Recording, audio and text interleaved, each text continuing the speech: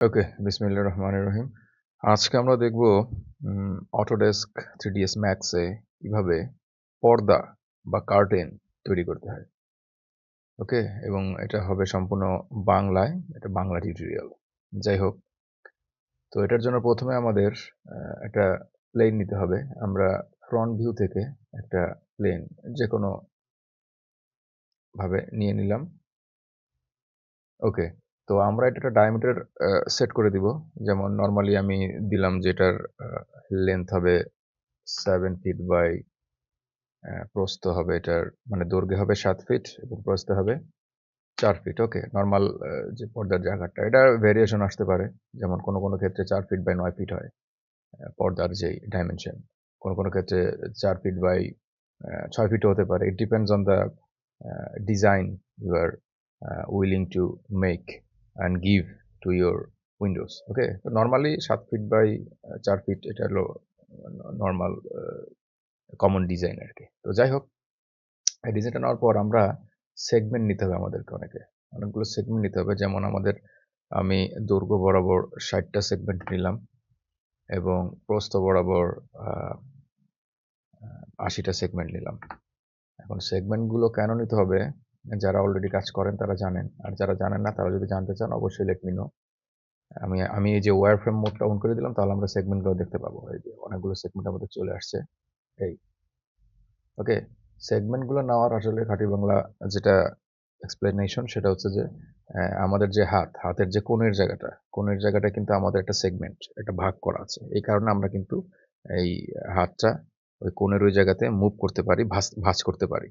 ওকে, তো ওইরকমই আমরা যখন অটোডেস্ক ম্যাক্সে কোনো ডিজাইন করতে যাই, ওখানে আমাদের যদি সেগমেন্ট বা ভাগ না থাকে, ওই জায়গাটা বেন্ড, বাঁকানো যাবে না, বা ওইটা আপনার হচ্ছে ফ্লেক্সিবল হবে না, স্টিফ হয়ে থাকবে। সো এই ক্ষেত্রে আমাদের পর্দার মধ্যে যেহেতু অনেকগুলো ছোট ছোট ভাঁজ থাকে এবং অনেকগুলো আমাদের এখানে বেন্ডের দরকার হবে, অনেকগুলো এখানে কিছু জায়গা ভাঁজ হয়ে থাকবে, কিছু জায়গা বাঁকা হয়ে থাকবে, মানে একটা ন্যাচারাল লুক দেওয়ার জন্য আমাদের অনেকগুলো এখানে ভাঁজের দরকার হয়। এই জন্য আমাদের আসলে আপনি যত ভাঁজ নিবেন, অর্থাৎ যতগুলো আপনি এটাকে কি বলে লেন্থে বা উইডথে সেগমেন্ট দিবেন, তত আপনার পর্দার রিয়ালিজম বাড়বে। ওকে, এটা আরো রিয়েলিস্টিক মনে হবে। তো এভারেজ 60/80 নিয়ে আমি আপনাদের আজকে এটা দেখাচ্ছি। আপনারা চাইলে আরো বেশি নিতে পারেন, এবং যাদের পিসি এটা লোড নিতে পারে না, সেক্ষেত্রে আরো কম নিয়েও আপনারা করতে পারেন। তবে এটা 50/50 রাখা ভালো। ওকে, মিনিমাম 50টা সেগমেন্ট না হলে হয় কি, পর্দাটা রিয়েলিস্টিক যে লুকটা এটা আসবে না। ঠিক আছে, যাই হোক, এটাকে আমরা এখন সিলেক্ট করবো প্লেনটাকে। এবং এরপর আমাদের যে কাজটা, এটা হলো আমরা টপ ভিউ থেকে এখানে একটা বক্স নিয়ে নেব। রাইট, এখানে একটা আমরা বক্স ড্র করে নিলাম। এই ওকে, এখন আমরা এই যে পার্সপেক্টিভ ভিউ থেকে বক্সটা একদম ওর মাথা বরাবর, যে প্লেনটা আমরা নিলাম এটা মাথা বরাবর সেট করে দিব। এই বক্সটা হচ্ছে সিমুলেশনের সময় এই পর্দাটাকে ধরে রাখবে, কারণ আমরা যখন সিমুলেশন করবো, অর্থাৎ যখন সিমুলেট করা হয় একটা অবজেক্ট, তখন কিন্তু ওটার উপর গ্র্যাভিটি কাজ করে। তো এটা যাতে গ্র্যাভিটির ফ্লোর কারণে নিচের দিকে ভেসে পড়ে না যায়, সেক্ষেত্রে আমাদের বক্সটা কাজে লাগবে। হাউ, এটা আমি দেখাচ্ছি এখন। তো বক্সটা আমরা নিলাম, নেওয়ার পর এটা এত বড় দরকার নেই, আমরা স্কেল করে এটাকে একটু ছোট করে দেবো। হ্যাঁ, ওকে,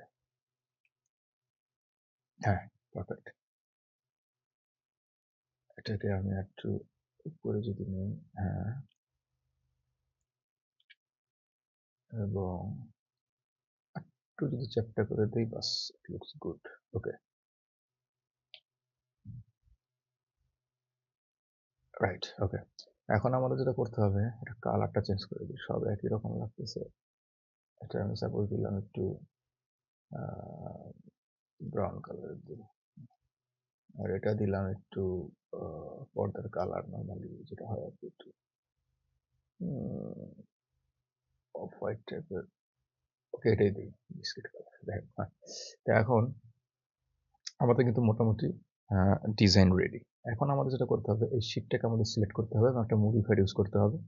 আমরা এখানে যে মডিফায়ারটা ইউজ করবো, এটা হচ্ছে ক্লথ মডিফায়ার। ওকে, যখন আমরা ক্লথ মডিফায়ারটা ইউজ করবো, তখন আমরা দেখলাম এই প্লেন, অর্থাৎ যেটাকে আমরা পর্দা বানাতে চাচ্ছি, প্লেনটার উপরে কিন্তু ক্লথ মডিফায়ার অ্যাড হয়ে গেছে। ওকে, সেক্ষেত্রে যখন আমরা এই মডিফায়ারটা অ্যাড করলাম আমাদের এই পর্দার কাপড়ের ওপর, এরপর আমরা যাবো এটার অবজেক্ট প্রপার্টিজে গিয়ে আমরা এই প্লেনটাকে সিলেক্ট করে এটাকে ক্লথে দিয়ে রাখবো, অর্থাৎ এই যে প্লেনটাকে আমি এখন ক্লথ হিসেবে সিমুলেট করবো, এখানে আমাকে ক্লথ সিলেক্ট করতে হবে। দেন আমরা দেখতে পারবো যে অনেকগুলো প্রিসেট আছে এখানে। ওকে, কটন, ফ্লানেল, এখানে পলিস্টার আছে, রাবার আছে, স্যাটিন আছে, সিল্ক আছে। আমরা জাস্ট শেখার স্বার্থে এখানে আমি দিয়ে রাখলাম কটন। ওকে, দিয়ে আমি এটাকে ওকে করে দিলাম। এখন হচ্ছে কথা, আমি যখন সিমুলেট করব এই পর্দাটা যাতে নিচের দিকে পড়ে না যায়, সেক্ষেত্রে আমার এখানে একটা অবজেক্ট লাগবে যার সাথে সে এখানে অ্যাঙ্কর করবে। অ্যাঙ্কর অর্থে সে ভেসে যাতে দূরে চলে না যায়, এটাকে ধরে রাখবে। ওকে, সেক্ষেত্রে আমার যেটা করতে হবে এখন, আমি এখানে ক্লথের যে মডিফায়ারটা এখানে গেলাম, গ্রুপ করব। যখন আমি গ্রুপে ক্লিক করলাম, তখন কি গ্রুপে ক্লিক করার সাথে সাথে কিন্তু আমার দেখা যাচ্ছে যে ভার্টেক্সগুলো অ্যাক্টিভেট হয়ে গেছে। আমি একটু ওয়্যারফ্রেম মোডে যাই। ওকে, আমার কিন্তু এই যে ভার্টেক্সগুলো অ্যাক্টিভ হয়ে গেছে। এক্ষেত্রে আমি এই যে উপরে দিয়ে কয়েকটা সিলেক্ট করে, এই কটা সিলেক্ট করে যদি আমি গ্রুপ করে দেই, ওকে, গ্রুপ করে এই গ্রুপটাকে আমি এখন নোট করে দিব এই বক্সটার সাথে। ওকে, এখন এই এই এই যে ভার্টেক্সগুলো আমি গ্রুপ করে বক্সের সাথে নোট করে দিলাম, ওখান থেকে যখন সিমুলেট হবে পর্দাটা ভেসে অন্য কোনো জায়গায় চলে যাবে না, রাইট? এটার মেন পারপাসটা হচ্ছে এটা। ওকে, এটাতে পর্দাটা এই জায়গায় থেকে যায়। ওকে, তো যাই হোক, এখন হচ্ছে আমাদের কাজ শেষ। আমি আবার পার্সপেক্টিভ ভিউতে চলে আসি। ওকে, ওয়্যারফ্রেমটা বন্ধ করে দিই। রাইট, আমাদের কাজ শেষ। এখন যেটা হবে, F4, আমরা আবার এখন চলে যাব ক্লথে, রাইট? এখন হচ্ছে মেইন খেলা। এখন আমরা এটা করব সিমুলেট লোকাল। ওকে, এটা কিন্তু এখন সিমুলেট লোকাল হয়ে গেছে। এটার পর্দার যে প্রপার্টিজ সে কিন্তু এটা অ্যাটেন্ড করেছে। এখন আমরা দেখব কিভাবে এটা কাজ করে। এখন যদি আমরা ডাব্লিউ দিয়ে আর, ওকে, রাইট?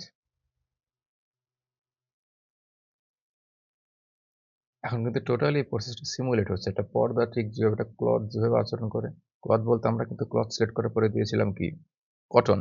একটা কটন ক্লথ যেভাবে আচরণ করবে, ও ঠিক সেভাবেই এখন আচরণ করতেছে। ওর বিহেভিয়ার এখন সেরকম হয়।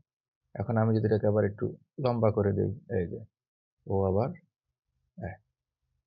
ওকে, এটা এখন জাস্ট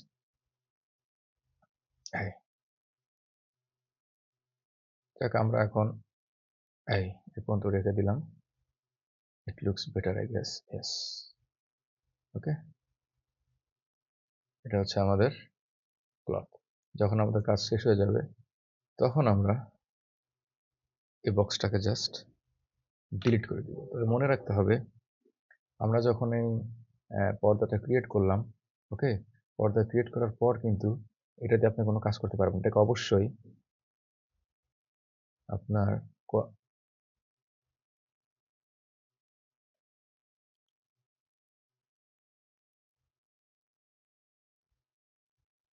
এডিটেবল বডিতে কনভার্ট করে নিতে হবে। অর্থাৎ এটাকে এডিটেবল বডিতে কনভার্ট করার পর এটা যে ফেসে আছে সে ফেজে থাকবে। তখন আপনি এটাকে নিয়ে আপনার বিভিন্ন ডিজাইন করা জানালা বা দরজার ওখানে প্লেস করতে পারবেন, রাইট? আর আরেকটা বিষয় হচ্ছে যে দেখেন, এই সামনের জায়গাটায় আমার পর্দার মতো মনে হলেও পেছনের জায়গাটা কিন্তু ব্ল্যাক হয়ে আছে। এটার জন্য আমরা আরেকটা কাজ করতে পারি, এটা দেখতে খারাপ লাগছে, আমরা আরেকটা মডিফাই করতে পারি, শেল।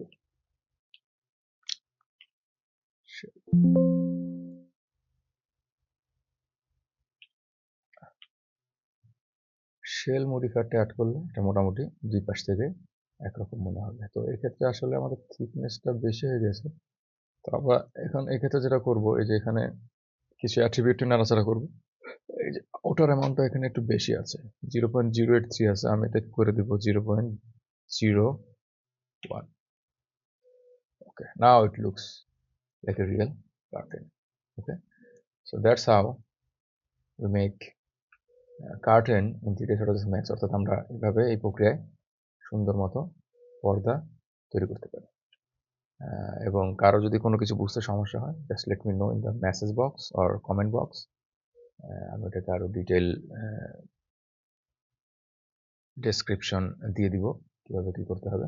এবং আরেকটা জিনিস যেটা হচ্ছে, আমি একটু স্ট্যান্ডার্ড মোড আছে, তো আমি একটু হাই কোয়ালিটি যদি দেখে, তখন কিন্তু শ্যাডো ম্যাডো অ্যাড হয়ে যাবে। It looks more realistic and it goes a long way to be realistic. Okay, তো যাই হোক আজকে এই পর্যন্ত। Thank you. আল্লাহ হাফেজ।